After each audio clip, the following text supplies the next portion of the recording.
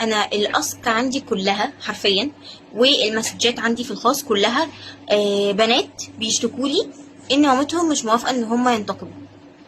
جماعه يا جماعه، هو ايه الاهالي دي؟ ايه الاهالي دي والله العظيم بجد. بجد يعني ربنا يلطف بينا والله. يعني انتي بنتك بعيدا عن النقاب، بعيدا عن النقاب، انا مش هكلم ستيف نقطه النقاب. بنتك بتحاول تجاهد نفسها، وبتحاول تلبس لبس واسع، وبتحاول ترضي ربنا في الزمن ده.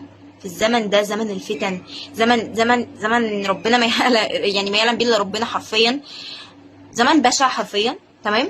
وبنتك بتحاول تجاهد نفسها، وفي وسط القرف اللي احنا بنشوفه بقى على التيك توك والاجيال اللي طالعه بجد اجيال صعبه.